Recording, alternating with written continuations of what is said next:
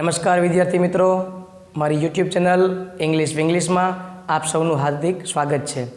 આજનો આ વિડીયો હું તમારા માટે જે લાવ્યો છું એમાં ધોરણ 6ની જે નવી અંગ્રેજી છે, યુનિટ નંબર 9, જેનું નામ છે ટેકનો ટૂર, એનો લાસ્ટ આપણે સેક્શન કહી શકીએ વોકેબ્યુલરી. હવે તમને એમ થશે કે વોકેબ્યુલરી એટલે શું, વોકેબ્યુલરીથી શું ફાયદો થાય? તો કે વોકેબ્યુલરી એટલે કે શબ્દ ભંડોળ. જો આ બહુ અગત્યનો ટોપિક છે. કોઈ પણ ભાષા આપણે શીખવી હોય તો એમાં સૌથી મહત્ત્વનો ભાગ છે એનું શબ્દ ભંડોળ. જેટલું આપણને પાસે શબ્દનું જ્ઞાન વધારે એટલે જ એ ભાષા આપણને કેવી લાગે, સરળ. એટલે સરકારે આપણને આ જે ટેક્સ્ટબુક નવી આવી છે એમાં સ્પેશિયલ વોકેબ્યુલરી નામનો સેક્શન આપેલો છે, જેને કારણે આપણે નવા નવા શબ્દના સંપર્કમાં આવીએ, એ શબ્દ વિશે આપણે જાણીએ, સમજીએ. તો ચાલો આપણે જોઈએ. બહુ સરસ મજાનો એક પઝલ આપ્યો છે આપણને, કોયડો આપેલ છે અને આ કોયડો આપણે પૂરવાનો છે, બરાબર?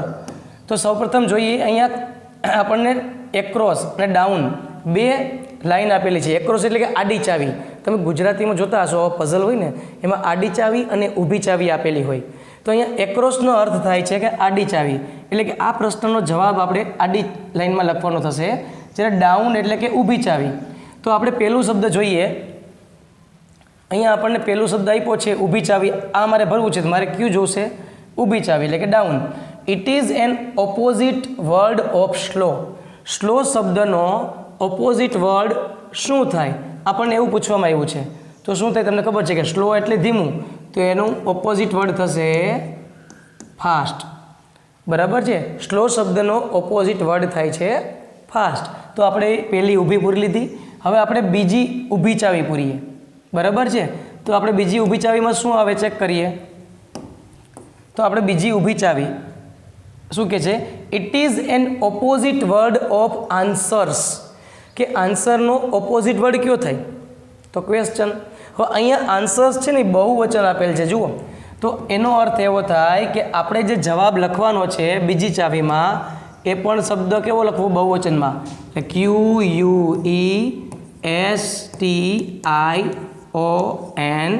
QUESTIONS, questions. આન્સર્સનું ઓપોઝિટ વર્ડ થશે ક્વેશ્ચન્સ. તો આ બીજી ઊભી ચાવી પૂરી થઈ ગઈ. હવે આપણે જોઈએ ત્રીજી ઊભી ચાવી. ક્લિયર? ચાલો, ત્રીજી ઊભી ચાવી આપણને શું કહેવા માગે છે? તો કે યંગ વન્સ ઓફ અ હેન, એટલે કે યંગ વન્સનો અર્થ થાય બચ્ચું. હેન એટલે મરઘી.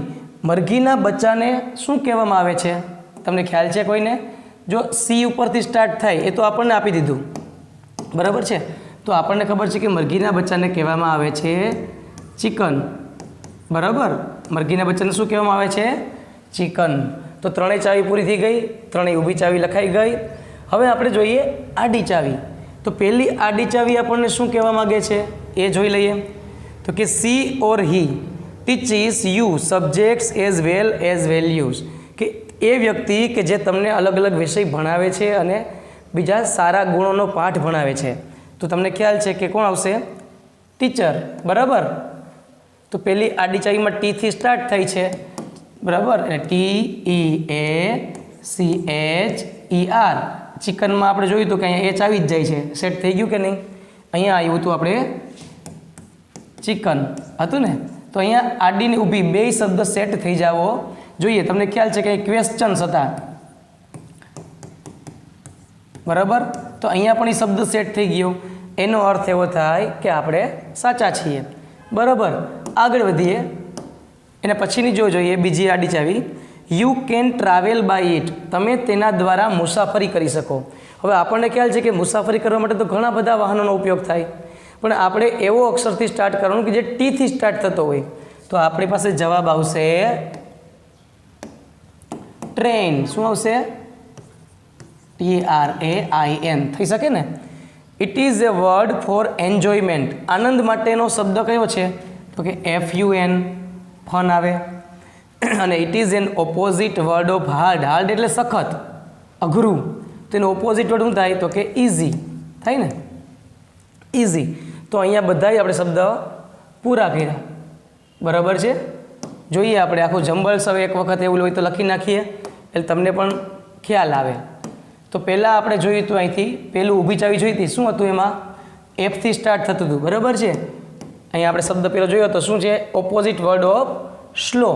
તો આપણે અહીંયા પૂરી લખીએ, એનું આવશે ફાસ્ટ. અહીંયા હતું